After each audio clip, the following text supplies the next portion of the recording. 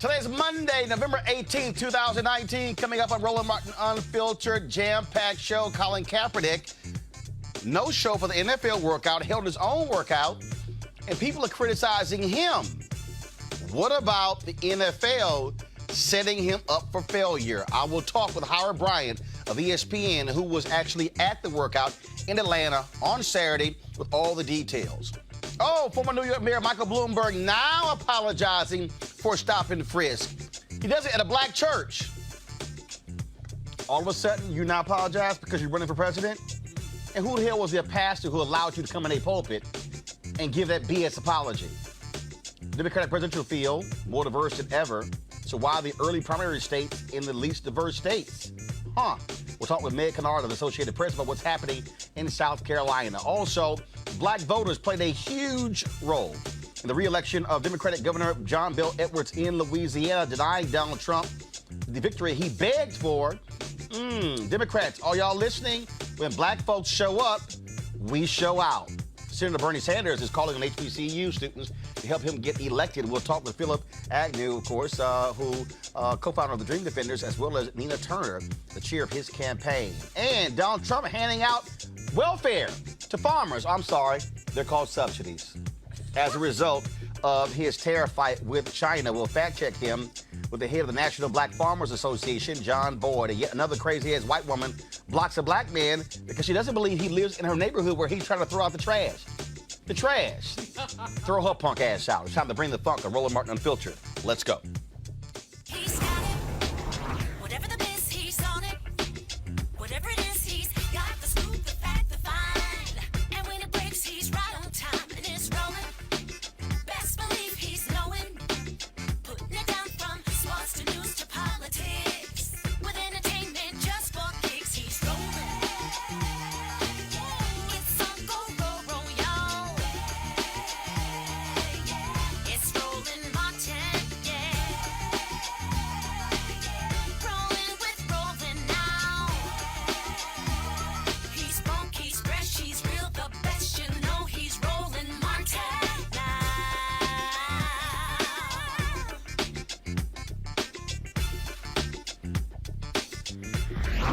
Martin.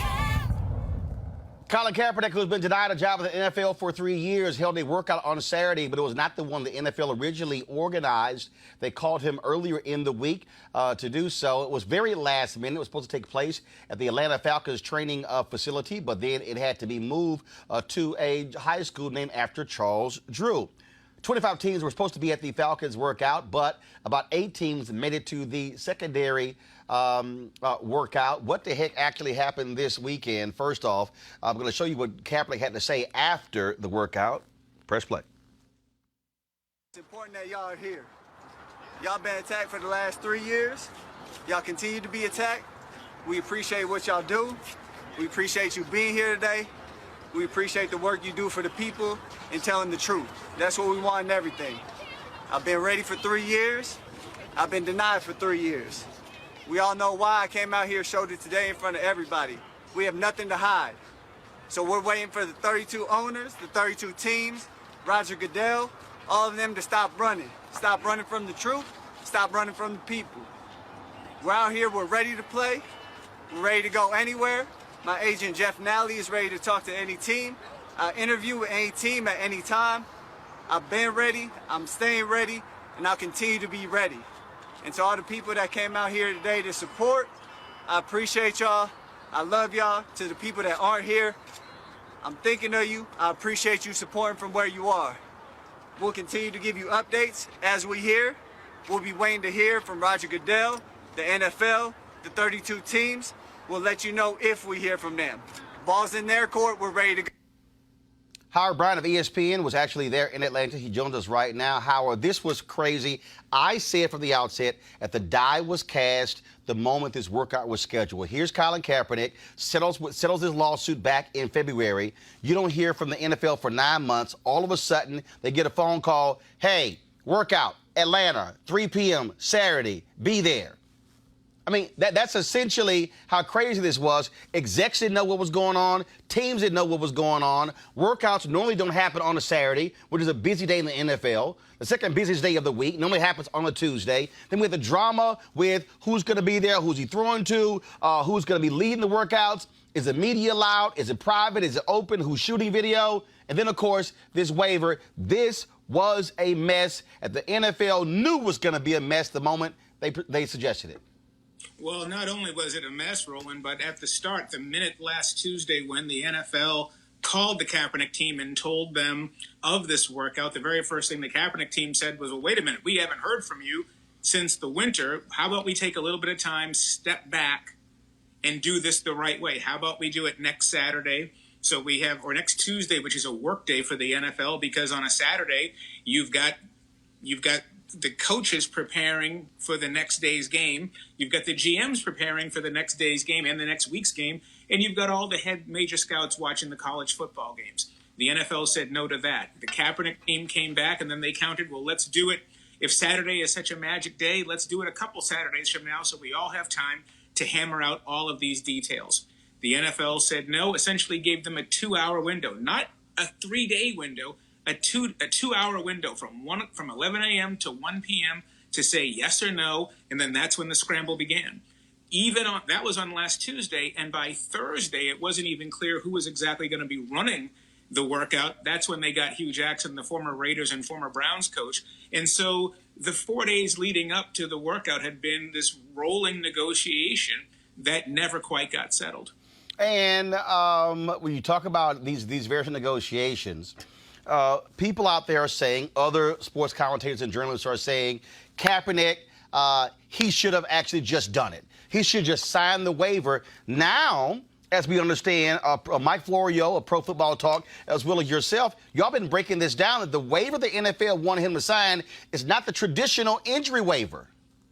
No, it's not the traditional injury waiver. And the Kaepernick team says that they offered a standard waiver in place of this draconian waiver that covered virtually all scenarios that the Kaepernick team, whether it was injury, whether it was discriminatory questions, whether it was discomfort with any other of the details that were in the agreement, that they had given away all rights, that they had waived all rights to take action against the NFL in order for this workout to take place. For example, one of the key questions is, at the end of the workout, there was supposed to be an interview session with NFL executives or the NFL, whoever was there, the NFL representatives. And suppose, just hypothetically, which really would have happened, if an NFL representative had asked Colin, are you planning to kneel if you were admitted back into the NFL? And if he said yes, and no team then chose to sign him, he would be unable. He would have waived his right to take any action against the NFL, even though that's a discriminatory practice. So naturally, they did not sign this, and it ended up being an issue that killed the deal at the last minute. And when I talked to Kaepernick's attorneys, they told me that they were under the impression that all of these details were resolvable until they weren't, up until about an hour before the workout was supposed to take place. The NFL just wasn't going to budge from a couple of those points. Now, I was watching First Take ESPN earlier, and on that show, Stephen A. Smith said clearly Colin Kaepernick and his people had this thing planned out in advance, the second workout. But I talked to Colin Kaepernick's team. I was told point blank that they had 25 minutes on Saturday, that they had their Know Your Rights campaign a few weeks earlier in Atlanta. They put calls out. The community responded. The community said, we got a location, Charles Drew High School. The people who did security for Colin Kaepernick said, don't worry about it. We're going to call other people. They're going to handle security. They were able to check the media and other people who were coming there. And so Cap's team said, no, we didn't sit here and have this thing all planned out. That it was not our idea to have a second workout. They said that they sprung to action, and it was black people, the community, who stepped up and quickly mobilized to make this thing happen. You were there. What happened? Well, there are two things about this that were absolutely phenomenal. One of them was out at Flowery Branch, about an hour northeast of Atlanta, where the Falcons facility is. There were about two to 3 white protesters, anti-Kaepernick folks out there from the beginning of the morning. At about 10 a.m. for a 3 p.m. workout, they were out there standing. 3 American flags, 1 sign that called Kaepernick an un-American loser, and another sign that just said stand for the flag. And across, there were 2 pro-Kaepernick supporters. Within an hour and a half to 2 hours, there were nearly 100 Kaepernick supporters out there. And mobilized by the Kappas, by Colin Kaepernick's fraternity. They were out there mobilized in full force. When this thing got moved, and by the way, it's incorrect that this had been planned. They had begun, the Kaepernick team had begun by Friday afternoon, Friday night. They started to think that this thing was going sideways. So they did begin to mobilize on the ground somewhere Friday mid-afternoon, Friday night. By Saturday, it was clear that there may be a need. By about noontime on Saturday, it was clear that the ground forces that Kaepernick had absolutely went into action. But yes, what they did was probably a 12 to 15 hour mobilization to go find a new location, to go find a school, to get an email blast out. It was essentially, it was almost like a grassroots political campaign, the way they were able to get boots on the ground and find this new location to make sure that at the end of the day, no matter what happened with the NFL and with the Kaepernick team, at the end of the day, there would be a workout, there would be video, and now that video has been sent to all 32 teams. And that is the key right there. The Kaepernick people said we do not trust the NFL. The NFL did not want media there. Also, the NFL said that the Kaepernick team wanted Nike to be there to shoot a promo or PSA or commercial. Nike came out with their own statement saying that was absolutely false and want a retraction. But the shooting of video is critically important because the Kaepernick team said if the NFL is the one who's going to control the video, I don't know what they're going to send out. And the bottom line is they could say he had arm issues. They could have only shown the passes that were dropped, things along those lines. But here's the thing, Howard, you tweeted this. Because the media was allowed in, because there are media outlets who actually live streamed the whole deal, now the entire world got to see it. And here's what's hilarious. The NFL network, which the NFL owns, has been using the very videos that we all saw. Had the original rules existed, the only way the NFL network would have been able to show that video is if it was given to them by the NFL. So the very network that the NFL owns is taking advantage of the video that he wanted everybody to see. And then being upset that the workout took place at all. So on top of that, this was the thing that Kaepernick's legal team had said to me as well, that they did not think. They said, of course, with these 2 entities suing each other back and forth for the last couple of years, why is this such a big deal? To think that to have an extra video crew there would be a non-starter, would be a deal breaker, was preposterous to them, and that they are very upset that it feels like they are receiving the brunt of the negativity for this not taking place. They didn't think that these issues were unresolvable. They figured, what's the big deal having a camera crew there? It's not like it's an entire takeover. It's just an independent crew that you would have thought that with all the bad blood between these 2 sides, it wouldn't have been a big deal, and it turned out to be a deal breaker. This is last question for you. I know you have to go. You got lots more reporting you're doing. Here's what jumps out to me, Howard, as the most important thing. It's all about narrative. The Kaepernick people understood that. The NFL wanted to control the narrative. But by him saying, allow the media in, allow the cameras in, then guess what? It's shared narrative. The NFL has put out all this information. They said, oh, the waiver was not really that big of a deal. Now we're actually seeing Pro Football Talk, as I said, got a copy of the waiver. And they said it is totally different than what is normally signed. Also, yes. Go ahead. I'm sorry. Go ahead. I'm going to say it's completely different. And the biggest difference in the waiver, the difference between the standard injury waiver and the waiver that the NFL wanted Kaepernick to sign, was that Kaepernick was signing away all rights. And those rights also include, let's suppose you get an injury settlement later on. Let's suppose that something takes place that is an actionable offense that took place at this workout, that he would have had absolutely no rights whatsoever. He would have had no recourse. And so this really was sort of a kiss the ring situation where it wasn't just enough for him to come back to the NFL. It was certainly to come back on one term and one term only, and that's the NFL's terms. Last question for you, and this is why I think all of this is so important. I'm looking at all these people who are offering commentary on television and offering radio. And the reality is this boils down to an issue of trust. The NFL rushed this thing. They wanted it to take place in a handful of days. And here are two sides that simply do not trust each other. And when you have two sides that don't trust each other, transparency and honesty are the two most important things here. And the thing that I am most bothered by are the people who all of a sudden the onus is all on Colin Kaepernick, saying he shouldn't have worn a Kunta Kinte shirt, that he should have went ahead and signed the waiver, that he should have went ahead and done the workout. And also saying that, and this is where I take exception with one of your colleagues, Stephen A. Smith, good friend of mine, fellow journalist, saying, I don't believe he wants to play football, wants to be a martyr. I've talked to Colin Kaepernick. He wants to play football. You don't work out for 5 days a week for 3 years if you don't want to play football.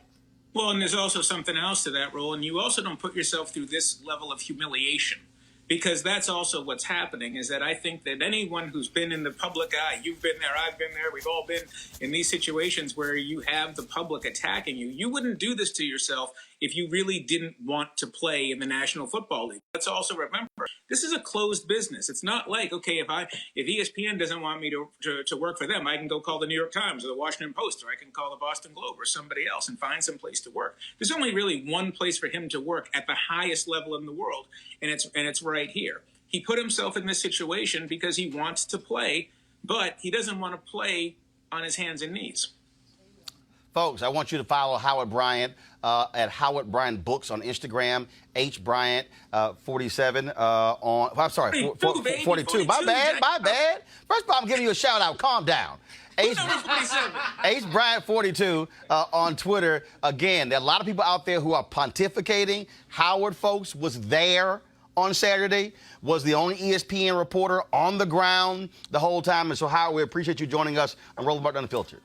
No, my pleasure. Thank you. All right, thank you. All right, folks, I want to go to my panel here, talk more about this and break this whole thing down. Dr. Avis Jones-DeWeaver, political analyst. Mustafa Santiago Ali, former senior advisor for the EPA. Also, Dr. Julian Malveaux, economist, president Emera Bennett College. This is what just jumps out at me. And when I saw my man Stephen A. commentary, Avis, on Saturday, I said, I'm going to hold my tongue until Monday. For me, when I offer my perspective, I am doing so based upon a set of facts. Mm-hmm. And the reality here is now we see, 48 hours later, what the NFL's real intent was. Mm-hmm. Mm-hmm. This is just very basic in terms of how I look at this. So if I settle on in February, March, I hear nothing.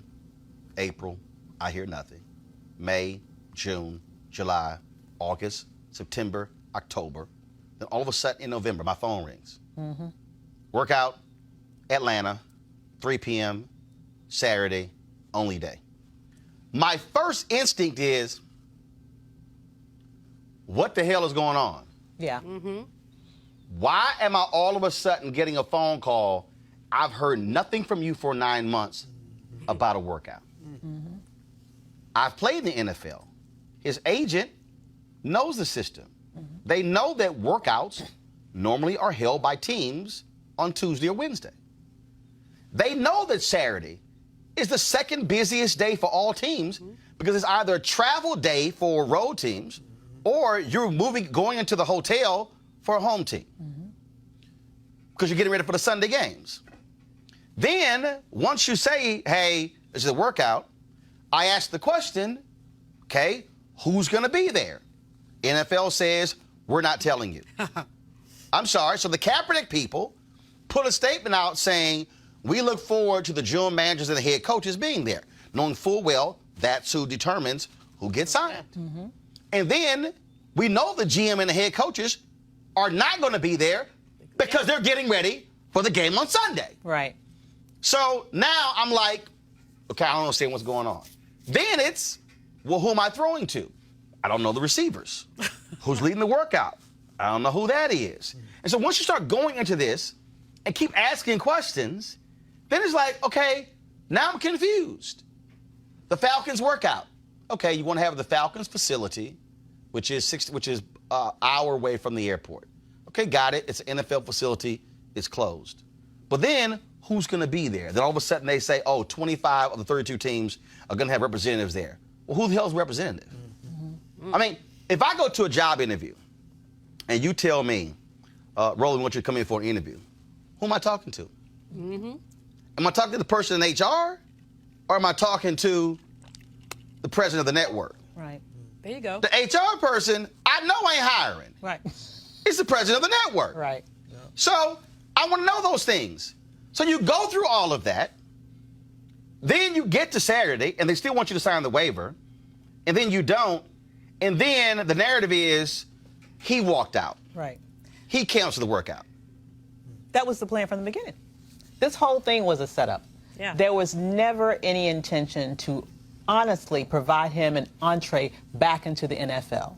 They already tried the whole Jay-Z thing and saw that that went over like A lead balloon. a lead balloon. Thank you. That's a very nice way of saying and it. by the way, TMZ as well as XXL, they're reporting that sources close to Jay-Z are blaming Kaepernick. Let me say this to the please. camera. No, here's the deal. Jay-Z, if you have an opinion on the Colin Kaepernick workout, step up and publicly say it. Because if there are people who are saying things that you don't believe, correct it. But let me say this right now. If that is your point of view and you don't correct it, then what they're reporting happens to be true, which is another issue. Because that's what this boils down to. That again, everybody wants to sit here and condemn Colin Kaepernick now and say, well, he should have gone through and done it anyway. Nope. Lies. Why am I going to go through with something that is a backdoor tip for me to sign away the potential? Because see, here's people don't understand. He settled the lawsuit. Right. But Colin Kaepernick could have filed a second lawsuit saying that since the settlement of the lawsuit, right, there's still collusion going on. And that was probably, I believe, the whole impetus for this whole thing. They wanted to figure out a way in which they could protect themselves from a second lawsuit. Get him to agree to the workout. Get him to agree to the workout. Hope that he would sign that waiver. Hoping that he was that desperate. And then at the same time, they set this thing up so that they could always pin the blame on him. Because if he didn't come to the workout, they would say, well, he doesn't really want to come back to the NFL. If he refused to sign the waiver, well, he's not really serious. If he came and even signed the waiver, they could still say, well, you know what, he's not good enough, because they didn't want to have any sort of documentation of how well he did there. I don't think there was ever any honest attempt to bring him back into the NFL. I believe this was an entire charade from the beginning, and I believe that JC might have been in collusion to create this whole situation. Julianne. This is what you call a hot monkey setup. I mean, because the other thing, if you wouldn't tell him who he's going to be passing to, it could have been somebody, I don't mean to be paranoid, who would have injured him. No, or who can't catch the ball. Right. Yeah. I mean, you want to know I got some quality receivers, so guess what happened?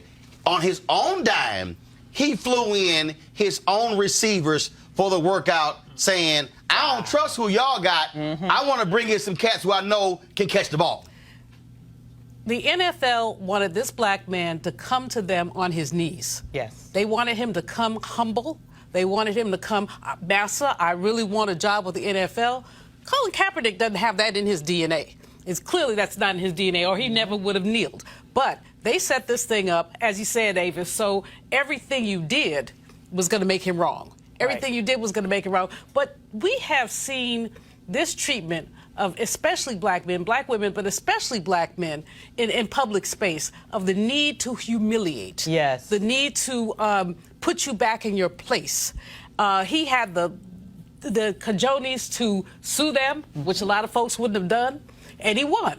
Or he got a settlement. I don't know if he won, but he got a settlement. Or got a settlement. So he had the nerve to do that, the temerity to do that. They, frankly, are still annoyed. And one of the ways to make him go away is to say, oh, we're going to have this opportunity for him to work out. Well, if they really want to see him work out, Brother Man, as our brother from ESPN says, has been working out 5 days a week. Send the camera to his workout spot. If you really want to see him work out, don't set up some phony thing as they did. Mustafa, it's very interesting to me. I've heard people, very smart people, say Colin shouldn't have settled. That he should have taken this all the way. He should have exposed all of this. But the people who are saying that are not cutting him a check. That's right. Hello. For real. Right. So first, we don't know what the settlement was. Right. Okay. And we know it's between $1 and $10 million. All right. Let's say it's $5 million. Colin has his Know Your Rights campaign. Okay. So clearly, he has lawyers who said, Colin, we could pursue this. We can keep this thing going. There's also legal costs. He has to pay attorneys. And so he made a decision to still settle. And so it's amazing to me how folks who got no skin in the game are very easy to say what he should and should not do. But we know right here, though, because the NFL executive who was there said clearly he has or still has an elite arm. Exactly. Okay. Exactly. So, and also by showing the workout, showing the 55-yard pass in the air, showing all those different things, we know they could not say he's lost an edge. Now, NFL, you got to deal with the reality. You kept saying, oh, how... Now we know talent has nothing to do with it. Now the ball is in your court. Yeah. I mean, I just appreciate Colin so much. One, because I'm out there around the country. I see folks who are actually doing stuff in the community, and he has continued to do that, you know, year after year after year. I appreciate that he and his team were smart enough to frame the proper narrative and make sure that people couldn't get over that way. But we also need to actually share a little bit something different about what's going on. Colin has now become one of the most famous quarterbacks in the history of the NFL. He left the game. Well, he didn't leave the game. He was pushed out of the game when he was in the top tier. They've shown that he still has not only the arm strength, but I was watching his feet because that's important also. And he could move well still. So he's still got the skills that are necessary. And when you have become one of the most famous quarterbacks, can they really actually allow him to come back because he's going to stand up and do what's right on social justice issues, on civil rights issues? So they got a problem with that. And as I've heard you and others share with folks, there are 32 billionaires who are actually the drivers of the NFL. So if this one individual black man can garner this much attention, can really frame these disproportionate impacts that are happening inside of our communities, then this truly is about power. And it's about those 32 other individuals who didn't have enough power to actually completely annihilate this brother. And for me, that's what's really going on. So let me unpack even further, because some of y'all might be saying, I don't understand why so much attention on Colin. Because you're saying Kenny Stills, who still is kneeling, got traded from the Miami Dolphins to my Houston Texans. He played Sunday. Eric Reed, who was at the workout Saturday, who flew back in time for his team meetings with the Carolina Panthers. They played the Atlanta Falcons on Sunday. Eric, who also protested, is still in the league. Malcolm Jenkins, Philadelphia Eagles, who protested, still in the league. Michael Bennett protested. Now with the Dallas Cowboys, was with the Seattle Seahawks, then went to the Patriots, now with the Dallas Cowboys. He was protesting until he went to the Cowboys. So you might be saying, I don't understand. Let me go back. Kenny Stills is a wide receiver. Eric Reed is a defensive back. Malcolm Jenkins is a defensive back. Michael Bennett is a defensive end. The quarterback position is a much different, peculiar position. Why is that? If you had to establish the hierarchy of an NFL team, it really is owner, management, head coach, quarterback. Depending on the quarterback in Green Bay, Aaron Rodgers, put him above the head coach. So the quarterback position is unlike any other position in the NFL. It is the one position closely aligned to ownership. Why do you think when Cam Newton was being drafted by Carolina, old boy, old school, racist Jerry Richardson called him in and said, I don't want no tattoos for my quarterback. Not a wide receiver, not a defensive end, not a linebacker, but my quarterback. Because the quarterback is the premier position in the NFL. Many of you may not recall when the strike took place a couple decades ago. Guess who were the first players to cross the picket line? The quarterbacks. That's what ended the strike. The NFL knows the quarterback is different. I recall Sterling Sharp when he held out with the Green Bay Packers. Who was the quarterback who said, it's time for you to come back to camp? Brett Favre, the quarterback. A few years later, another Green Bay Packers wide receiver did the exact same thing. Brett Favre said the exact same thing. See, the quarterback position is that unique in the NFL. And so the owner knows full well, I can't have a renegade quarterback because that person is aligned with me. So the reason the NFL is so sensitive to what Colin Kaepernick is doing and why they are making an example out of him is because he plays the quarterback position.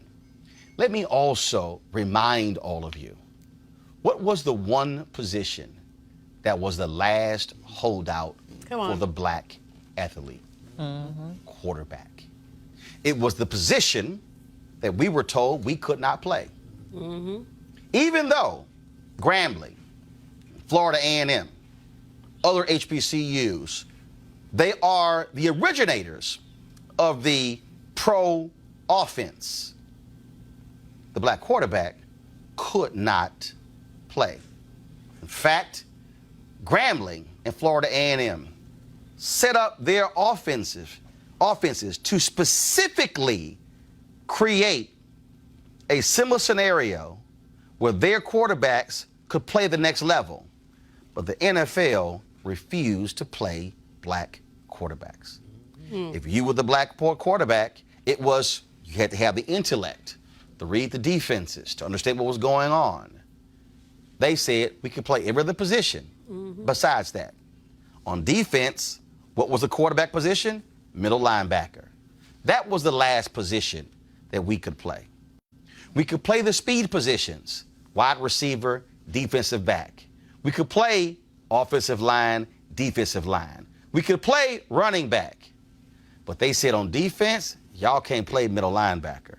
And on offense, y'all can't play quarterback.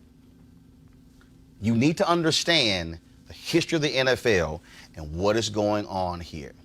The reality is, what they don't like is that Colin Kaepernick refuses to say Toby. And the reality is there are lots of people who are in media, who are black, who have said Toby. There are individuals who are on social media who have said Toby. Because what they're saying is, do whatever you need to do. Bend over, bow down, buckle, give in order to play in the NFL. But why is it that some of us don't have the courage to stand up to these individuals? I recall a certain player called last name McMahon. Remember him? Chicago Bears. Wore a headband that said Roselle. Thumbed his nose at the NFL, at the commissioner, did whatever he wanted, led the Chicago Bears to a Super Bowl. Do you know what he was called? Eccentric. He was called a renegade. Was he ever kicked out of the NFL? No, he wasn't. It's interesting that same team has a trash quarterback from North Carolina who can't play a lick. They have a Super Bowl quality defense. But they literally are going to lose because they will stick with a loser quarterback than sign somebody like Colin Kaepernick. Folks, we deal with facts, and we understand the facts in this case here. And the bottom line is this here. There is no other reason that Colin Kaepernick is not in the NFL other than the fact that he plays quarterback and he dared to challenge a country when it came to the police brutality and the killing of black men. This has nothing to do with the anthem, has nothing to do with the flag.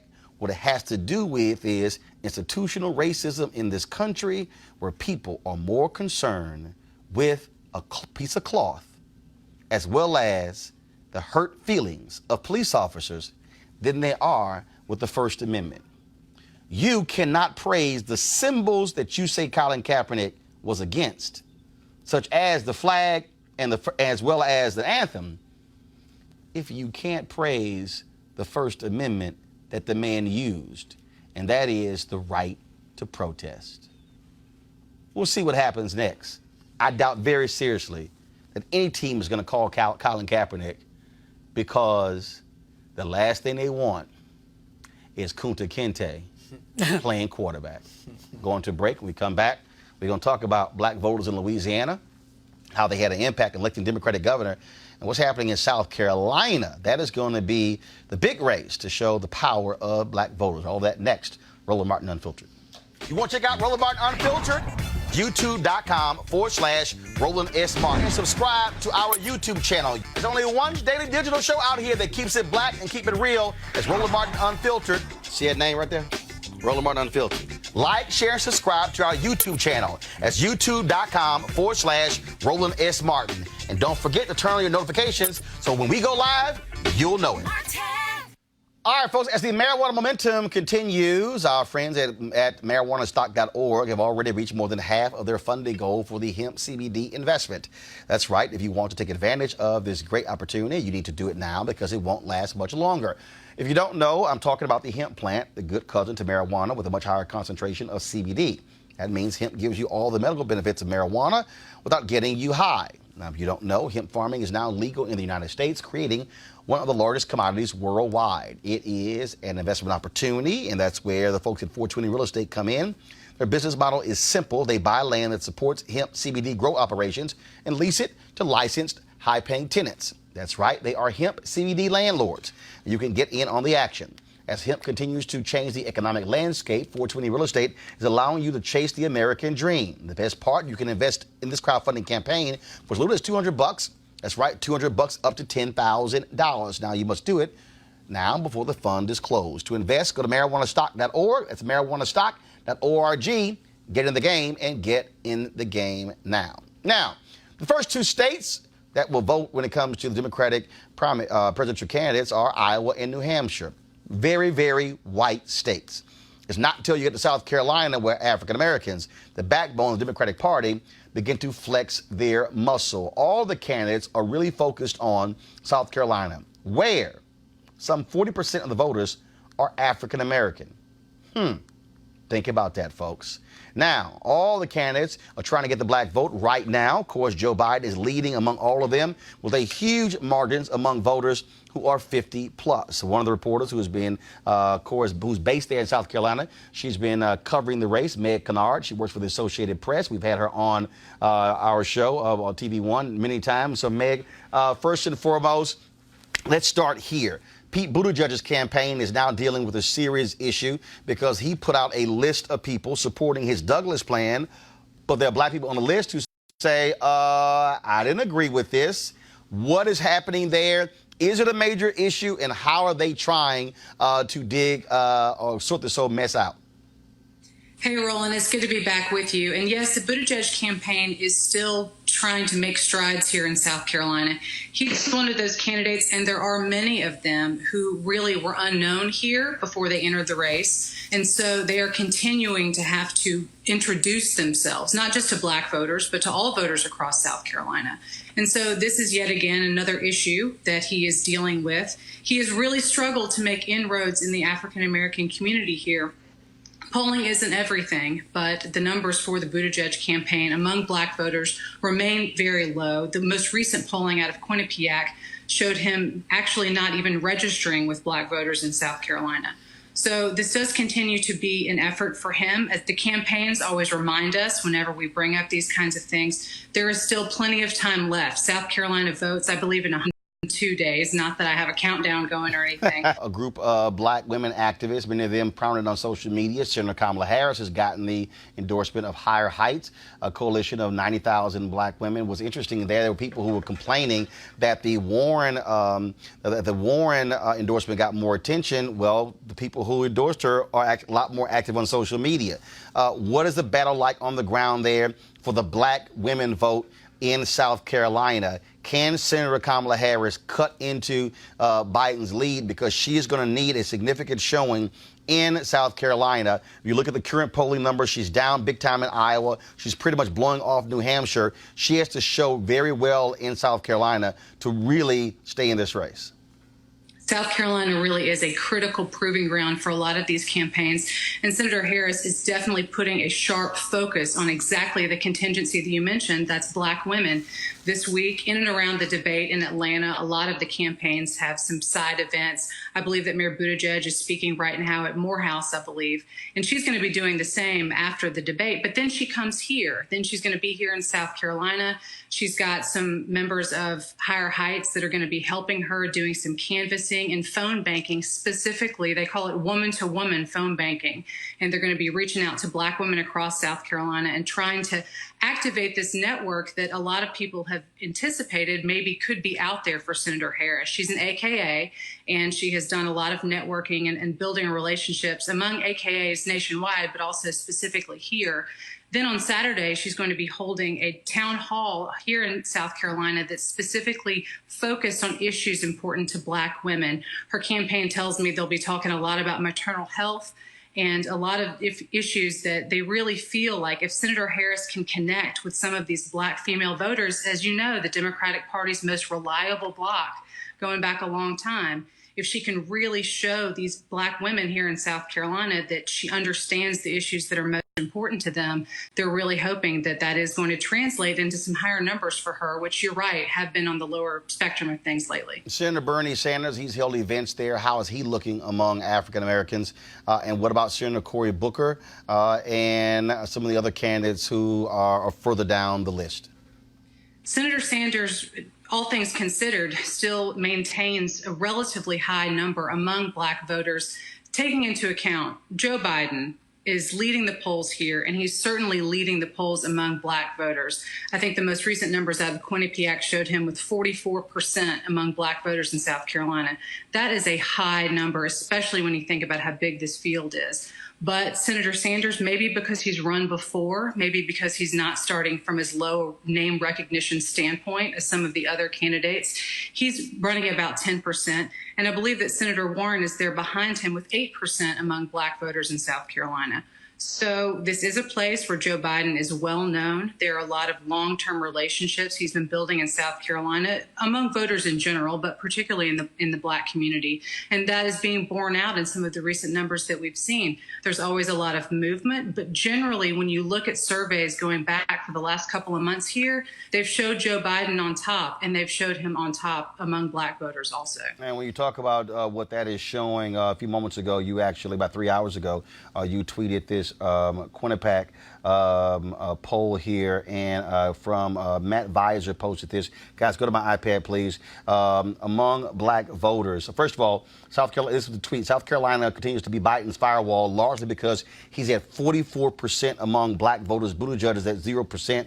Overall, Biden 33%, Warren 13%, Sanders 11%, Buttigieg 6%, Steyer 5%, Yang 4%, Harris 3%, Booker 2%. I got to ask you, what does it say that literally Yang, Steyer, and Buttigieg are polling higher overall in South Carolina than Senator Harris and Senator Cory Booker, two African Americans? I mean, what's happening in South Carolina? Is it just Biden had such a huge lead that frankly he's sucking up a lot of the black oxygen? This is a question that I get a lot. Why aren't the African-American candidates in the race performing better in the state, which, as you noted, is the first place where the black vote really comes into account? I don't have a direct answer for that. I do know that Senator Harris and Senator Booker have been two of the candidates really who've been campaigning here the longest. I first went out with them on the trail, sure, before their campaigns were actually official, but they were doing events here in South Carolina as early as October of 2018. In political speak, that's like a lifetime ago. So they have been out there. They are known commodities. They've been introducing themselves. But this candidate field continues to grow. We get new candidates. It seems like just about every day. We've got Deval Patrick coming into the race, maybe Michael Bloomberg too.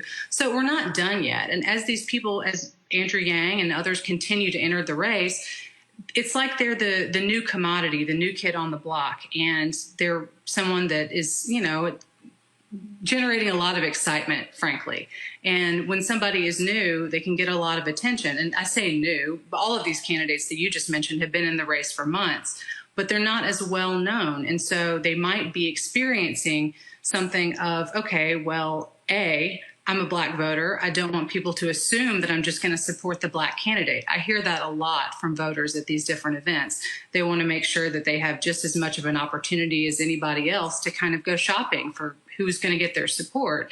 And B, they might be interested in thinking about somebody that they might not know as well, but give them a chance. Keep in mind, a lot of these voters that I talk to and they get questioned in these polls, they're not 100% behind anybody. They haven't definitively made up their ideas in their mind about who's going to actually get their vote on February 29th. So we've still got a lot of time, and I guarantee you're going to continue to see some of those numbers move around. Last question for you. You posted a story today. Folks, go to my iPad, please. Bloomberg wins key South Carolina endorsement ahead of possible 2020 bid. Steve Benjamin, the mayor of Columbia, South Carolina, says that if Bloomberg gets in the race, he is going to endorse him, saying that, quote, he's got what it takes and he's got the resources to take it to Trump. I believe firmly that Mike Bloomberg can win. I think resources are going to matter. That is stunning. Every politician, including Senator Harris and Booker, they all desperately want the endorsement of Steve Benjamin. Were you shocked to hear this about Bloomberg? I was a little bit surprised. I talk to Mayor Benjamin regularly. As you noted, he is a big fish in the Democratic pond of South Carolina politics. And we've talked a lot pretty candidly about who he's going to back, and he's never definitively told me. But what he said today was Mayor Bloomberg is somebody that he's been developing a relationship with over the course of a decade. Mayor Benjamin just recently concluded his term as president of the U.S. Conference of Mayors. Through that group, he's gotten to know a lot of mayors across the country, including Mayor Bloomberg, including Mayor Buttigieg, and also some others that we would know. So, yes, this was not exactly the route that I had been anticipating, and I think a lot of others, but they do have that relationship that goes back a long time. Steve Benjamin is also a centrist. He says that he aligns with Mayor Bloomberg in a lot of political ways. And he says that he also sees in him the executive experience that is needed for somebody to be coming into the presidency.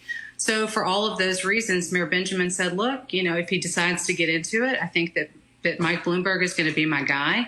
And to note, I do want to note this, there's been a lot of talk lately about endorsements and what comes along with those endorsements, and is money a part of it? One of my colleagues out in Iowa, Alex Jaffe, broke a story recently about some politicians there who said that some officials from Tom Steyer's campaign had actually been offering them money for backing.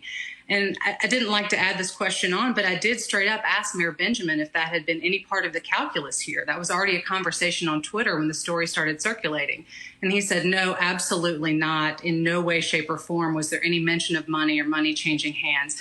And that just goes to show you that we are in a cycle now where those questions are going to come up. And I made sure to add it on to the ones I was asking him today. All right. Mayor Kennard, Associated Press there in South Carolina. We appreciate it. Will not be the last time you and I chat. Thank you very much. Thanks, Roland. All right, folks, let's right now go to two folks who are working on behalf of Senator Bernie Sanders, and that is Nina Turner, former political official there in Ohio, chair of the campaign, and Philip Agnew, of course, he is co-founder of the Dream Defenders, both of them supporting Senator Bernie Sanders. You heard what Mayor Kennard there was talking about the race in South Carolina. How do you two see what's happening in South Carolina for your candidate, Senator Sanders, specifically when we talk about what's happening with HBCUs? Roland, is strong. We are in Birmingham, Alabama right now. We just left Nashville, Tennessee, but earlier, maybe 3 weeks ago, we were both in North Carolina and also in South Carolina visiting historically black colleges and universities. The senator is absolutely committed to those institutions. He recognizes the special place that historically black colleges and universities occupy in this country as the institutions that were cemented to guarantee that black folks get a higher education. And so things have been going extraordinarily well. We learned so much from the students at Tennessee State. You know, your previous conversation was really interesting. I think we're in a very exciting time. What we're seeing here is that you're not going to be able to black yourself into the black vote. You're not going to be able to buy yourself into the black vote. And what we're seeing also is you're not going to be able to endorse yourself into the black vote. You've got to earn it. And that's what we're doing when we're all over the country. The operation is strong in South Carolina. I was just in California, North Carolina, Georgia. We've already been in Tennessee. We're going to be in Alabama, or we're in Alabama. We're going to Georgia. You've got to earn that vote this election cycle. And what we're seeing is the Sanders campaign is not only poised to earn it through the infrastructure, but the policies that we've been talking about are resonating with people. And that's why you see them doing so well with young black people, with black people across the country. Yeah. And Roland, just one other thing before you get to the question. We are in Birmingham, Alabama, and we want to shout out Urban Smokes, where we are right now. What you see behind us, we're in an African-American owned restaurant right here at Urban Smokes. So anybody in Birmingham and Beham, come on down. Come on down to Urban Smokes. We talk about, obviously, HBCU is critically important, but also what is jumping out really deals with the issue of also economics, and that is black businesses in terms of driving that. And so how is that also playing a role in terms of Senator Sanders' message to African Americans? Because at the end of the day, money is money, and either you have it or you don't. And you can talk about mass incarceration, we can talk about police brutality, but the dollar was also critically important to black folks. No, it is, Roland. And in terms of when we talk about the infrastructure reforms that we need to have in this country and making sure that we have dollars available for black businesses. One that I want to talk about, I know even before infrastructure, is the laser focus in on his marijuana legalization policy. Mm-hmm. Within that policy, the senator not only talks about legalizing marijuana all over this country, but taking those dollars and putting them into a pot for grants. And he names very clearly the African-American community and others. And that is vitally important, because he could have said all others, but he said the African-American community and others, and placing that money in a pot so that African-American owned businesses, that's just one example, can utilize that money, new entrepreneurship, because the very population, our community, that has taken the greatest hit for these laws that are unforgiving, especially when it comes to war on drugs. Yep. Our community took the greatest hit, and so our community should get the greatest lift from any legalization of marijuana. So that's one business opportunity right there. He's also talking about millions of dollars in investment in small businesses for minority-owned businesses and making credit available so that small businesses, black businesses, minority-owned businesses have the resources and the credit, right? That is one of the impediments. It's not just the ability to have and to make money, but it's the ability for people to go, present an idea, present a concept, and for banks to lend to those businesses. That's right. And he's also talking about that. So it's not just getting the money, as you said, but we've got to remove the infrastructure barriers that have been put in place by racist lending policies for generations. And he's talking about doing that in his platform. And his other idea, Roland, and he has bills for this too, about the post office taking over some banking, taking over a banking role. That is another opportunity. He talked about that really very, very much in terms of the payday lending that goes on in our community, other poor communities where they rake poor people over the coals, but making sure that our postal service can play a role in the banking and borrowing of money as well. All right, folks, I certainly appreciate it. Thank you so very much. Long way to go. We'll certainly have you back on the show in the future. Nina Turner, Philip Agnew, thanks a bunch. Thanks, Roland. All right, folks, speaking of this campaign, Mike Bloomberg shocked a lot of people over the weekend when he went to a black church in New York apologizing for Stop and Frisk. Really? After all these years later, now all of a sudden, you apologize for Stop and Frisk. Could it be you possibly running for president? This is Bloomberg on Sunday. Over time, I've come to understand something that I long struggled to admit to myself. I got something important wrong. I got something important really wrong. I didn't understand that back then, the full impact that stops were having on the Black and Latino communities. I was totally focused on saving lives, but as we know, good intentions aren't good enough.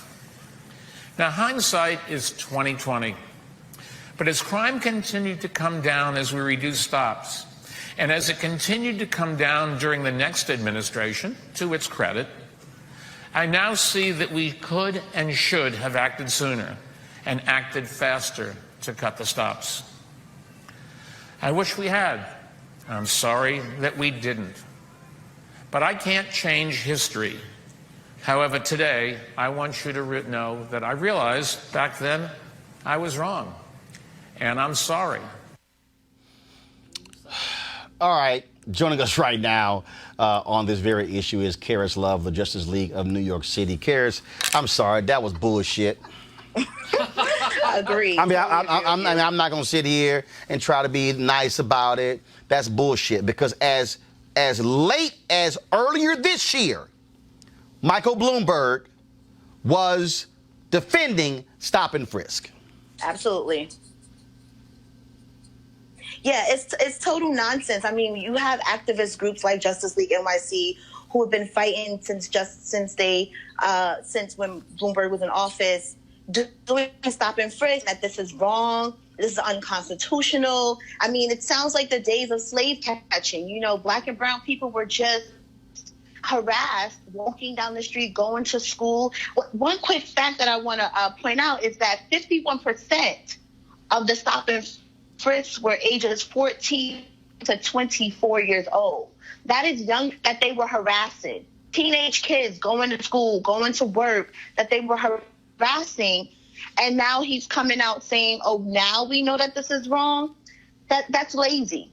It's really lazy to the Black and brown community that were terrified during Stop and Frisk. See, here's my whole deal. If you would apologize in 2018 or 2017 or 2016 or 15 or 14 or 13, 11 or 10, you know what? I might be inclined to say, you know what? I accept it. But he pimped this black church by going in that pulpit and apologizing only after he revealed he might run for president. He is only apologizing because he knows this is going to be the #1 issue that black folks are going to focus on.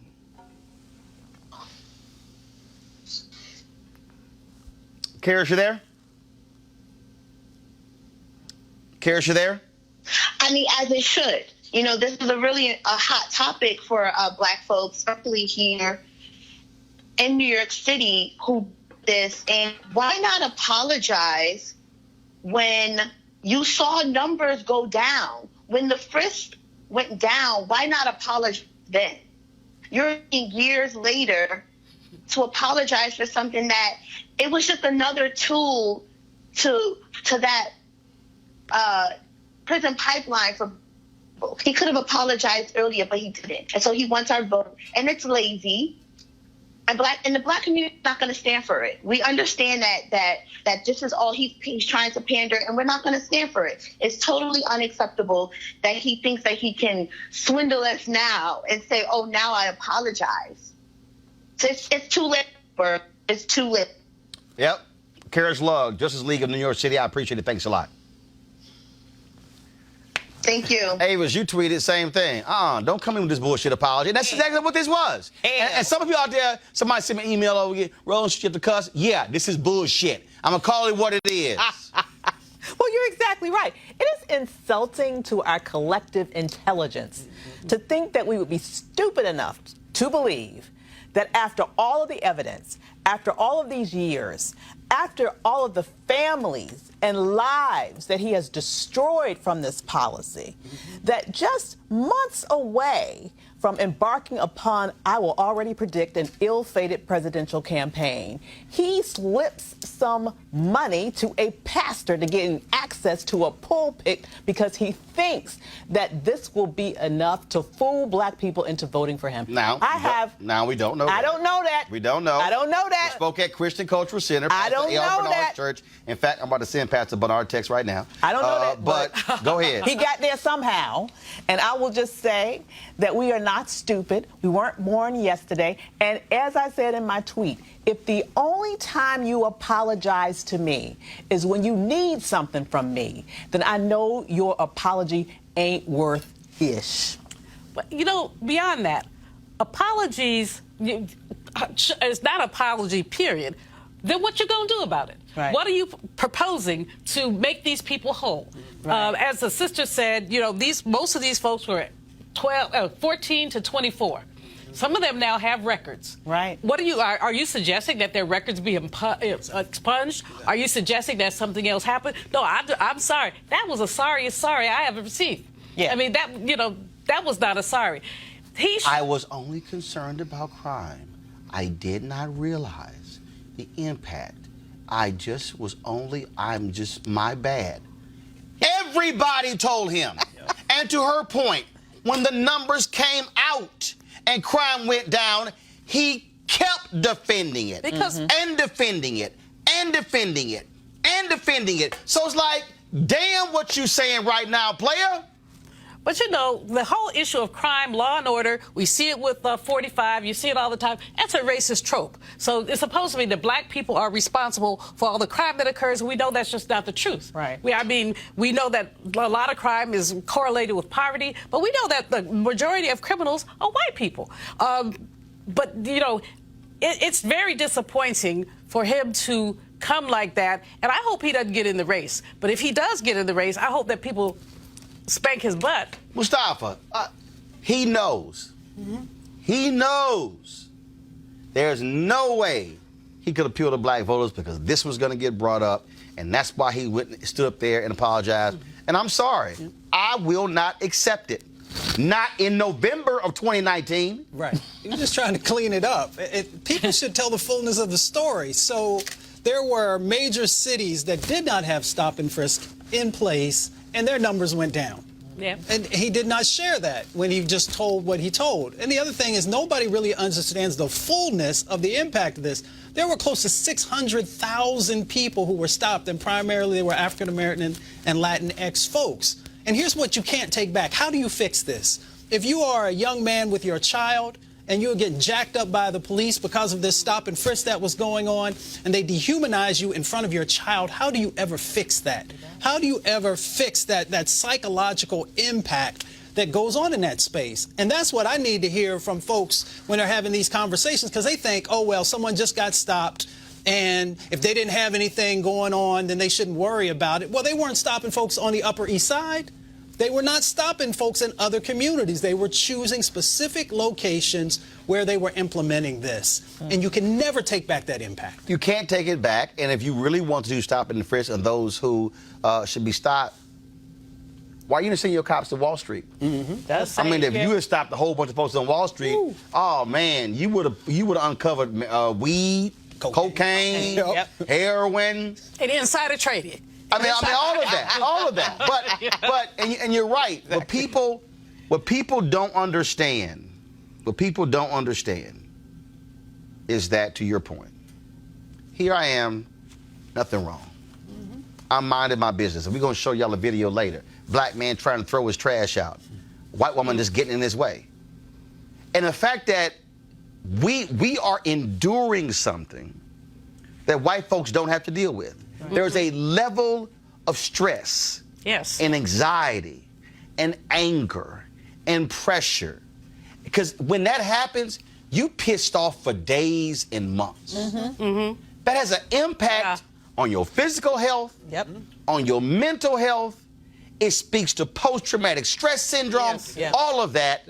And that's why I will not accept this nonsensical apology. Absolutely. Hey, one more quick thing about it. In addition to that, the way he apologized. If you are authentic, if I do something to hurt you, and I feel bad about that authentically, I do not have to read it off a piece of paper every 2 seconds. I also don't have to do it in a church. Exactly. I'm going to go to a community center. Yes. You know what? I'm going to go to a place and look the very folks in their eye. Yes. Yeah, That's what I'm going to do. Go to Harlem. Absolutely. No, you know, and beyond that, we talk about all the effects of this stop and frisk. Physical, mental health, but also your equanimity. It's how you move through the world. Absolutely. And, a lot of black people move through the world with a high level of pissed-offity.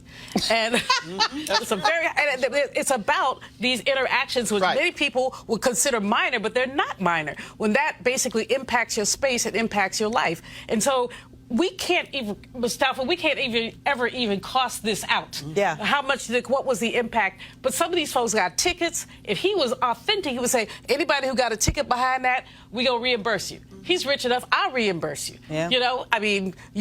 There are just any number of things you could do. I don't accept apologies unless there's also something, that's in there. Exactly. You say, apologize, but, All right, now, a little bit earlier, we talked, of course, about South Carolina. We talked about, of course, different campaigns. Let's talk about North Louisiana. Well, on Saturday, Governor John Bel Edwards won re-election by 40,000 votes against a Republican challenger. Donald Trump came to Louisiana 3 different times to campaign for the Republican challenger, but in the Republican National Committee pumped $1 million in the final week.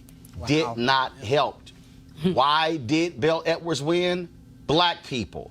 In early voting, black voting was at 31% of the voters, up from 25% in the general election. Overall, Republicans dumped $25 million into Louisiana. As a result, this, Mustafa, again, Reverend Jackson has made this point for a very long time.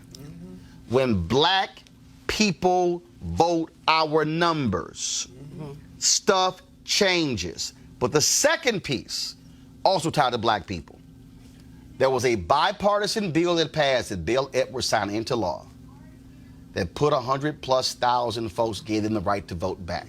There is a direct correlation to Bel Edwards winning, and him winning by 40,000 votes, and those folks getting the right to vote. That's why in Florida, I'm going to show up in a second, Florida is appealing the judicial decision on Amendment 4 because the reason they want to stop Amendment 4 before 2020 because they know if 1.4 million get their rights to vote in Florida, they know they DOA. Exactly. So Maxine Waters shared something with us. Remember when she said, I'm reclaiming my time? Yeah. Black folks are now saying, I'm reclaiming my power. Yeah. And my power is tied to my vote. And actually, we can change so many dynamics. I've recently been in South Carolina and Louisiana over the last 10 days. And it was amazing the conversations that were going on down there about how people are getting engaged, but also how they're going to hold people accountable. So they knew this was going to be a close race, and they're going to really press the re-elected governor on a number of issues. Avis, the more Trump came into Louisiana, the more he pissed people off. Republican strategists even said it. He not only pissed off black voters, but he pissed off suburban voters. They ranked in the suburban areas around. What's happening is all these white folks keep telling us, talk to the rural voters. What are the white folks thinking in the Midwest? No. What's happened in Louisiana, it happened in Kentucky, and we keep seeing it in Texas. All the Republicans who are retiring, Democrats are destroying them because the suburbs are rebelling. And so while you're seeing this increase by these white folks in rural areas, it's even higher in these suburban areas. And that spells doom for Donald Trump in 2020. It certainly does. And also, the dynamics of the suburbs are changing across the country as gentrification grows across the country. So suburbs are diversifying. So the suburbs of 20 years ago are looking a little bit different than the suburbs of today. And I think a lot of the shifting that we're seeing up in terms of voting behavior in suburbs across the country also emanates right back to black and brown voters. Julian, I saw this story on Politico. I'm going to pull up in a second, where one of their senators, Tom Tillis, they say basically he is just chaining himself to Donald Trump. And I'm like, oh, please continue, because black folks in North Carolina should turn out like they did in 2008, and because that's the reason why they changed the voting, why they did voter suppression. Republicans in North Carolina saw how black folks turned out for Obama. He won by 14,000 votes in 2008. That's when they changed all the laws. And so Louisiana is showing, again, when black folks exceed our numbers, when we don't stay at home, when we say it's between you and you, your ass evil, yeah, no, I can't. We got to make sure you don't win. That's just the reality. It is the reality. As you say, Reverend Jackson has been pushing this point for years, for decades, really. Well, the hands that picked peaches can also pick presidents. And so we saw the kind of turnout in Louisiana that was really important. Bell Edwards is not a perfect governor by any stretch of the imagination, but he is eons better than the Republican. And what I'm loving about this is just a smack upside the head that 45 got.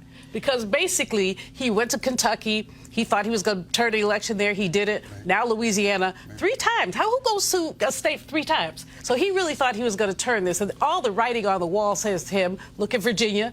All the writing on the wall says, no, dude, you're not going to get it. So, the lesson for Democrats and for activists for 2020 is that we have to do more in terms of turnout and information. And one of the challenges, of course, is that we're looking at a very divided Democratic field. You talk to Bernie's people, talk to other people, talk to South Carolina's sister. The issue is going to be if Democrats are going to be willing to coalesce around whoever the nominee is. Because if we look at 2016, Bernie did not do what he could have done for Hillary. No, he does. That's going to happen. I'm telling you right now. But folks hate this vile, evil, lying SOB Trump so much. That's going to happen. I don't think you're going to repeat 2016. I think because what you're seeing independents, you're seeing people who say, you know what, I voted for this man, but this man is embarrassing.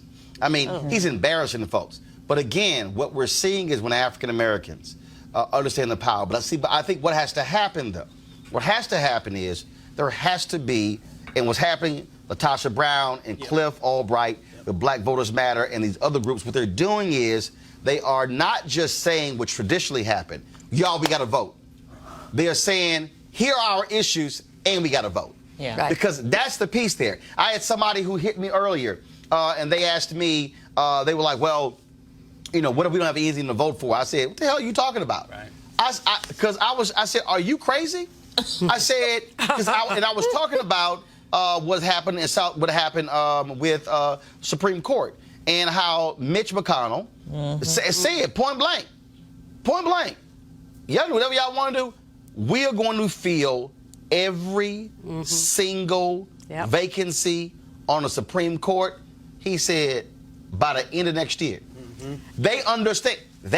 I keep telling y'all that. I'm gonna pull it up in a second. I keep telling our people that they better understand this. And he says it even in his comment. He said, quote, young men and women. Yes. It is by design. Who's talking to Fox News? It's by design what they're doing. That's what's going on here. That's an issue. That means your civil rights lawsuits, your environmental lawsuits, Mustafa, you name it, the federal courts are going to be the ones who are deciding that. You know, Roland, in Washington State last week, an affirmative action measure failed. It was by less than 1%. By less than 1%, but it did fail, even though the Gallup polls say that 61% of white people do support affirmative action. But here's the point: that this is a case that's likely to be, or this is the piece of legislation that's likely to be appealed or looked at. And the court, what they've done with the courts is there will be no affirmative action. Three of our Supreme Court action. Everything. It goes across the board. Go to my iPad. Here's a tweet. Yeah. My motto is leave no vacancy behind. As of this week, I need y'all to understand this. 2 Supreme Court justices, 46 Circuit Court judges, 112 District Court judges. Fair, well-qualified men and women, that's a lie, who understand the proper role of a judge in our constitutional order. They don't. Several of them were declared, frankly, not even smart enough for the job. I'm going to sit here, pull the audio up in 1 second. Listen to what McConnell says.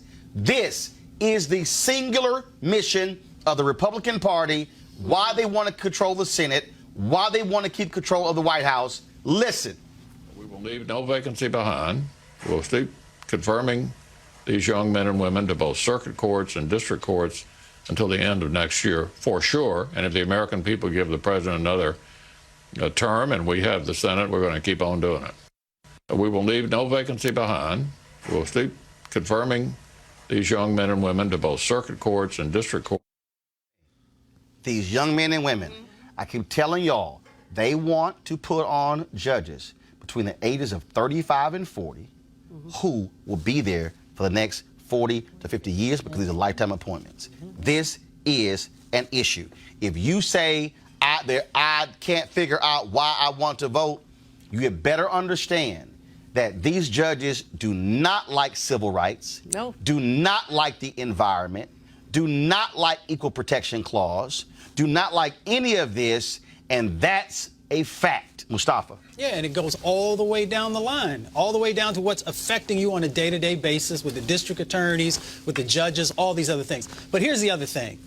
For all those folks who are trying to decide where they want the resources to go in supporting voter education and engagement, you got to support these organizations. The Black Women's Roundtable with Melanie Campbell, with the work that Latasha Brown's doing. If we are not getting the resources into the hands of those folks, so they who know how to talk to black folks. Exactly. Not, let me be real clear.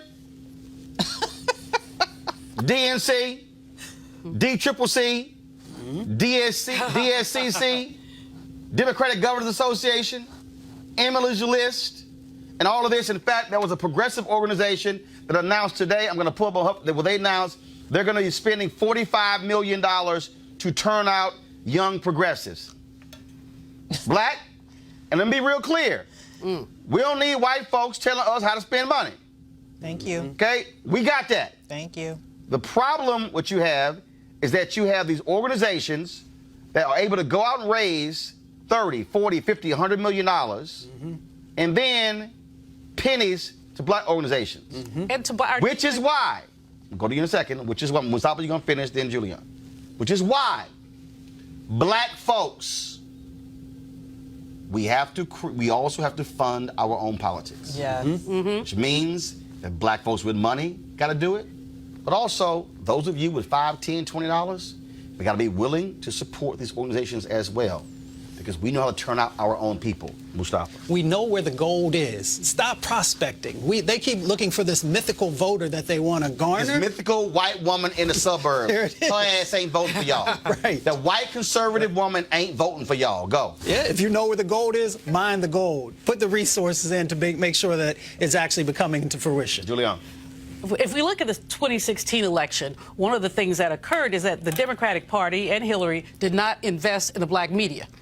So you look at the NNPA, black newspapers, you look at the work that you've been doing in other black media, and these folks basically say their attitude is, well, they read the paper, as opposed to black folks want to see stuff targeted toward them, because that means you're paying attention to us. And that's been what has happened, is that they have not been paying attention to us. And so we could lose everything if the Democrats can lose everything if they don't show enough sensitivity to really reach out to black voters. And that's what happened in 2016. Yep. And again, folks, you see the progressive group is ready to spend $45 million bucks turning out young voters. Will they be turning out young black voters? Avis, final really comment. quickly, thing is, this is a billion-dollar industry, and it's a good old boys network in terms of who gets the billions of dollars. And in fact, I was at an event in 2016. It was all a political advertising event. It was in D.C. Absolutely. There were 4 black people in the room. I believe it. About 200 white folks. I believe it. They're going like. They are greasing the palms of their boys, and they keep losing elections, and they don't care because they keep getting paid anyway. There you go. All right, folks, let's talk about, of course, first I'm going to go to a quick break. We'll be back, Roland Unfiltered. When we come back, we're going to talk about Donald Trump handing out welfare to white folks. I'm sorry.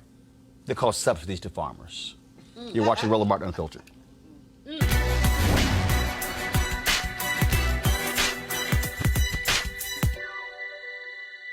None of us are responsible for our birth. Our responsibility is the use we make of life. Novelist and newspaper person Joshua Henry Jones.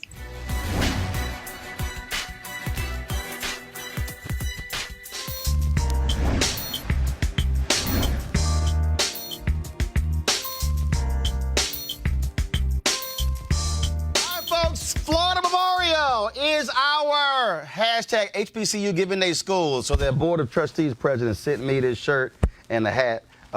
It was a short sleeve shirt that was cold as hell, so I couldn't wear it today. That's why I got my YouTube black shirt on, but I'm gonna go ahead and put it on.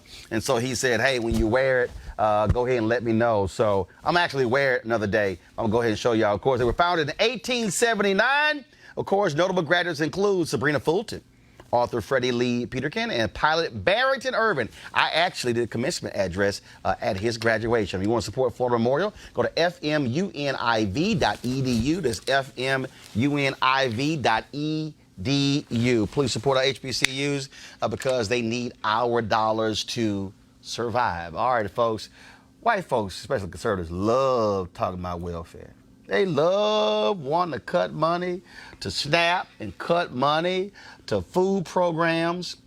Yet Donald Trump has created, frankly, one of the biggest welfare programs in America. It is called handed money to farmers. Now, he created this whole tariff battle with China, which has caused farmers to go out of business. They've been losing money when it comes to soybeans, when it comes to milk, you name it. Some of them are filing bankruptcy. They're shutting down. All of those things are happening. He's been lying, talking about they've signed deals with China and Japan. Lie.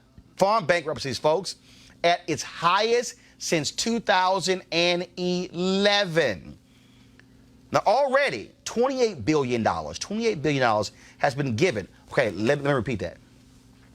$28 billion given. Not loaned. Given. Donald Trump has given more money to farmers so far than the bank bailout in 2008. Here's this tweet he sent out.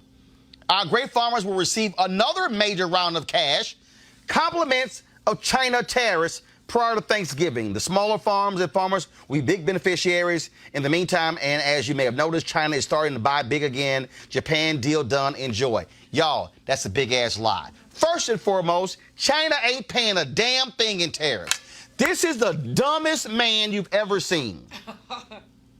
Tariffs are paid by American taxpayers. So American taxpayers, we're giving American taxpayer money to farmers because of this fool's tariff program. It's called welfare. They call it subsidies. Joining me right now is John Boyd. Of course, he leads, founder and president of the National Black Farmers Association. John, any black farmers getting any of this money?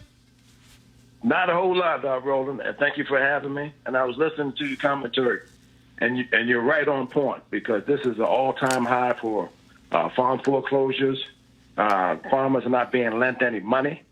And in fact, I just got off my combine, Roland, a few hours ago, and harvested about 1,000 bushels of soybeans. And the price is a little over $8 and some change a bushel.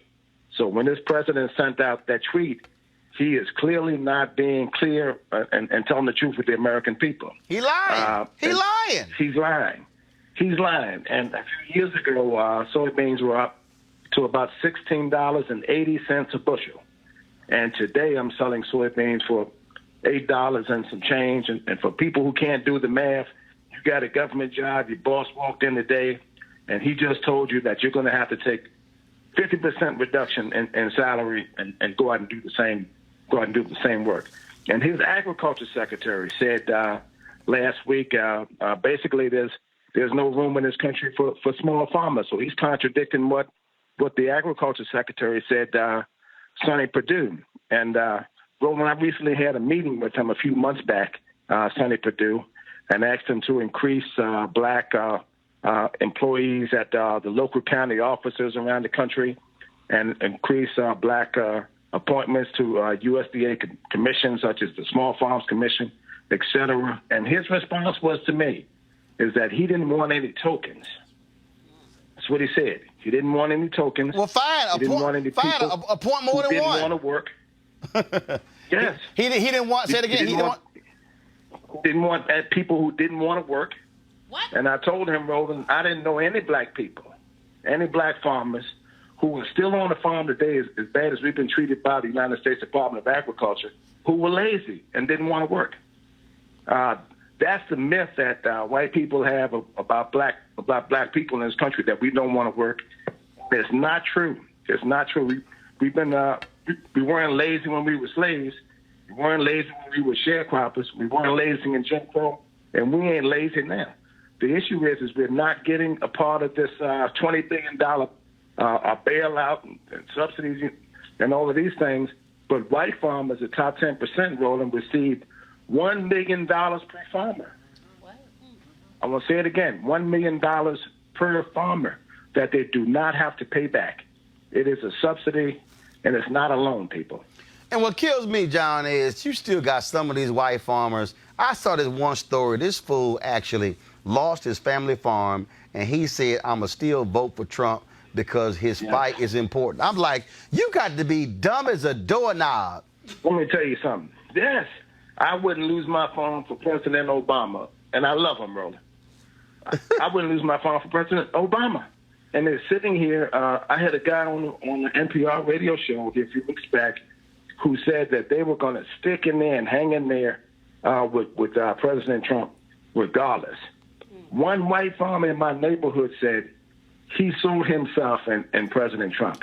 Oh. Basically what they're saying, Roland, is they're glad to see a white man in the White House.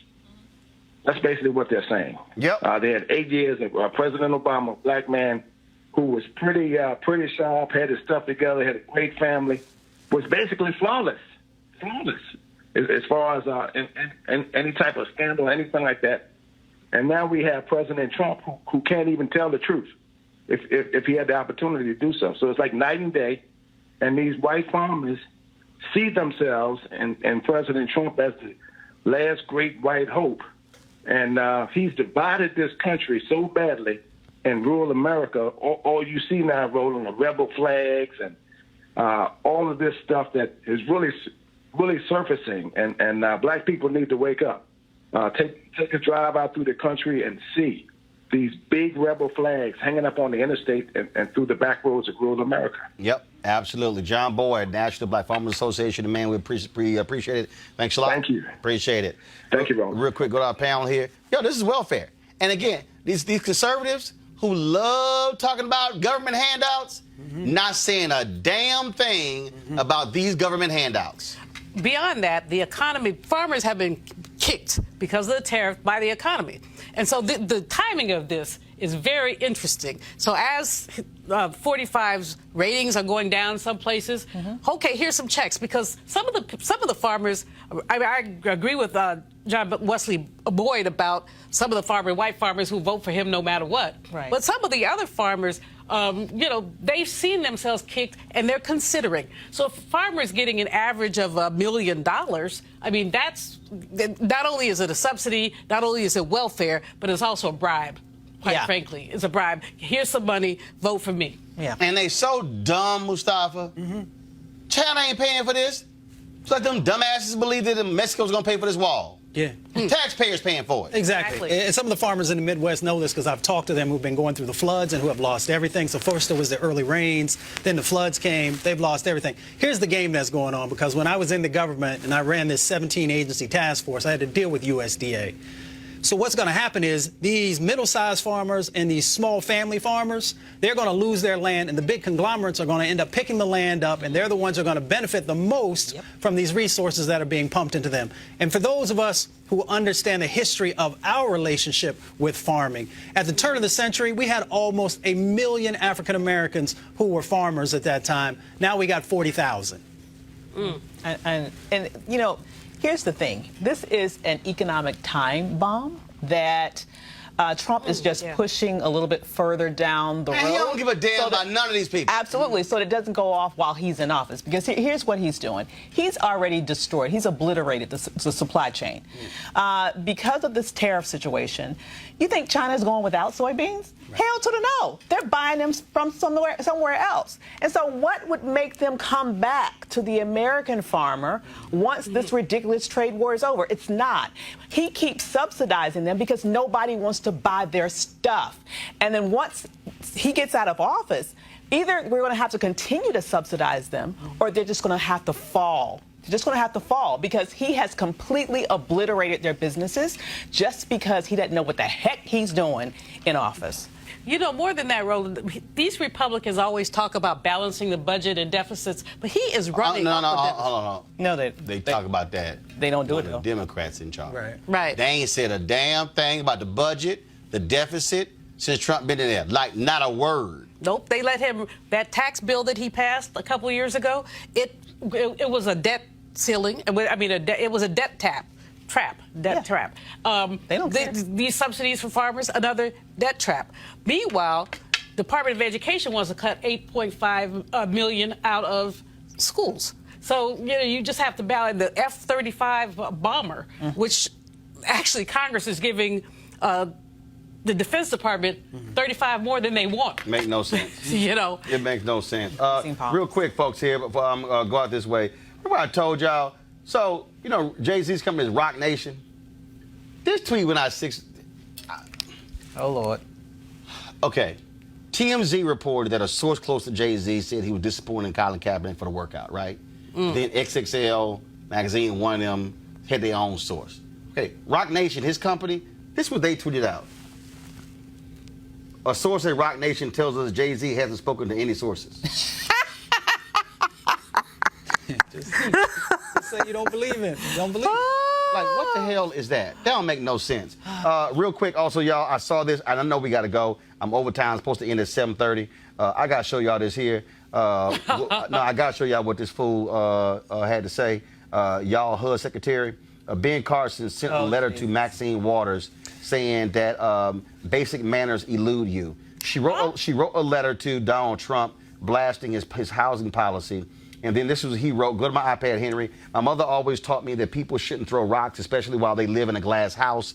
Because of that wise lesson, I was a little surprised to read your hostile letter to President Trump regarding the record number of homeless Americans in California, particularly in your district. She said that Trump, your shamelessness knows no bounds. And Carson wrote her, shamelessness is a career politician of 30 years laying blame. Anybody? Has Boy lost his mind? You know, I mean, the homeless, one of the things, Roland, is that the homeless crisis is escalating because in cities you have so much, you know, housing is unaffordable. We have it here in D.C. You know, I'm a native San Franciscan. You got people under the highways. Maxine Waters is absolutely right to call 45 out. And Ben Carson, I mean, something happened to him. Well, also, he's completely unqualified for the job. Hold on, I'm going to read this to you. This is what he said, quote, I have sent multiple letters to your office and requested numerous meetings, but each time you've refused. Basic manners elude you, and it seems that instead of producing results, you're more interested in producing cheap headlines at the president's expense like a true career politician. He later talked about, remember he got in trouble with those comments about big hairy men trying to enter women's shelters. This is what he wrote. Shamelessness is allowing anyone other than a biological female into a better women's shelter. So let me say this. Two things real quick. One, in relationship to homelessness in this country, he plays a significant role in helping to address affordable housing in our country. Two, if he want to talk about people keeping it real, we had a meeting set up with him to talk about the lead impacts that were happening. When I went over with Michael K. Williams, you remember Omar from The Wire? Yep. And the meeting was set up for weeks. When we got there, he all of a sudden disappeared. What he didn't know is that I have people who work at HUD and said he was in the building. So if he wants to talk about keeping it real and doing the right thing, then you need to show up. Well, he don't know what the hell he's doing. So that's probably why he didn't show up. As you say, he is probably. Well, now. I can't say he's the least qualified because none of them are qualified. Well, but he has so little housing experience. He has zero housing experience. He was a brain surgeon. Well, now. Well, okay, y'all. And he hurt his brain surgeoning. Well, I got to go, y'all. First of all, tomorrow I'll be broadcasting live from Langston University. They have their annual week where they have this midnight dinner for the week before they study for finals. And so the folks at Ford Cares are going to be holding an event there. I'm going to be joining them. So Langston, I'll be on your campus tomorrow. And I got to get some Langston gear. I did the graduation and I ain't get no gear. I'm like, what's up? So if y'all want me to wear some Langston gear tomorrow, hook a brother up. Otherwise, it's going to be an alpha thing tomorrow. They had a gift bag for you. You just didn't get your No, they ain't give it to me. It's always an upgrade when you got an outfit. They ain't give it to me. Right. There you go. I'm just saying. There you go. So now I'm going to have an 06 gear on. So y'all got to decide. You want me to do my show in Langston gear or Alpha gear? I'm just letting you know what I'm going to have on 06. Y'all want to support Roland Martin Unfiltered? Be sure to go to RolandMartinUnfiltered.com. Join our Bring the Funk fan club. You can give via Square, Cash App, or PayPal.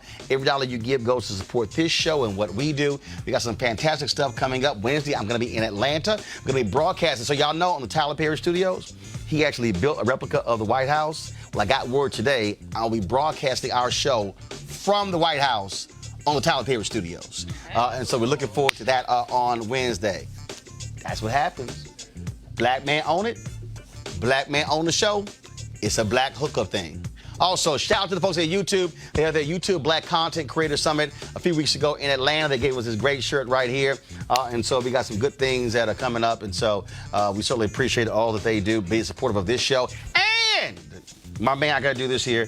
Keenan sent me this here. So, you know, when we launched this show right here, we had 130,000 supporters of this show right here. Well, folks, guess what? My man Keenan dropped this. This happened over the weekend. Give me 1 second. I'm pulling it up. Over the weekend, this happened. Go to it. We hit 400,000 subscribers on our YouTube channel. In fact, we dropped that yesterday. We're now 401,000. We've added 1,000 folks in one day. And so I can't wait till we hit 500,000 subs. All you got to do is go to YouTube, click subscribe on our YouTube channel. Also, turn on your notifications so that way, every time we go live with the show, with the speech, with the rally or whatever, it will automatically pop up on your phone. You ain't got to look for us. That's what we do. Look, this is a black show, black owned. And think about it. Today, we dealt with Kaepernick, Bloomberg lying about Stop and Frisk, black voters in Louisiana, black voters in South Carolina, black farmers not getting money as well. I left some black stuff out. Bernie and his black people on the show as well. What else we talk about? I left something else out. I know I left something out. And I didn't even get to all the stuff that we had planned. What happened to crazy-ass white people? We had too much other stuff. I got to push it to tomorrow. I'm like, it's an hour and 40. It's supposed to be just an hour and a half. See, y'all, we cover so much black stuff, we ain't got enough time. So if y'all support us, we can go 2 hours and everybody can get paid. All right, I got to go. I'll see you guys tomorrow from Langston, Oklahoma. Holla!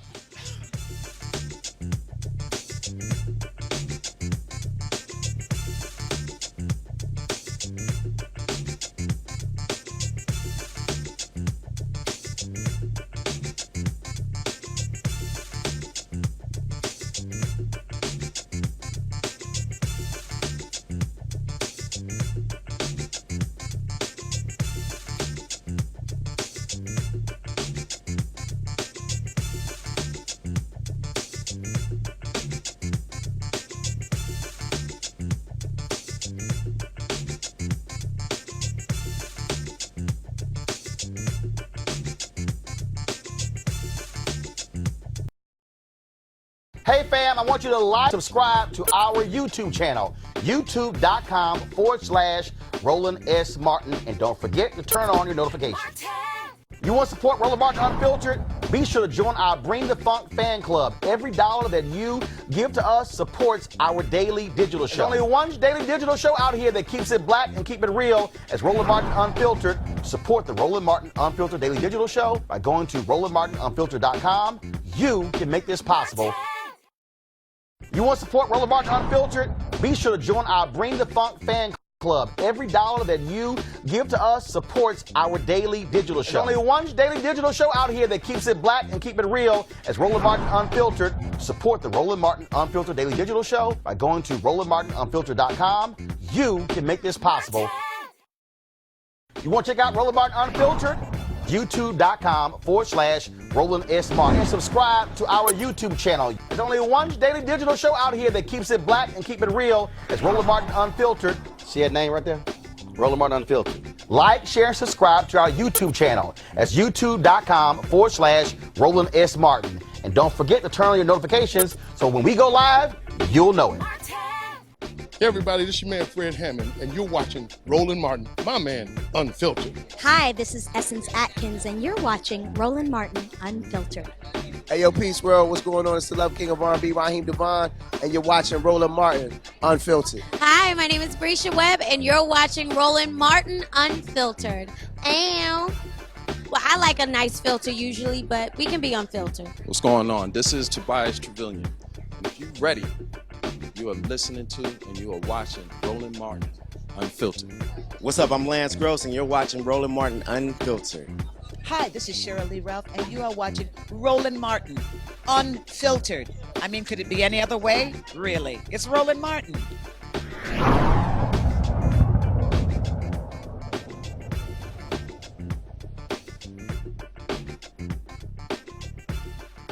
You want to support Roland Martin Unfiltered? Be sure to join our Bring the Funk fan club. Every dollar that you give to us supports our daily digital show. There's only one daily digital show out here that keeps it black and keep it real as Roland Martin Unfiltered. Support the Roland Martin Unfiltered daily digital show by going to RolandMartinUnfiltered.com. Our goal is to get 20,000 of our fans contributing $50 each for the whole year. You can make this possible. RolandMartinUnfiltered.com.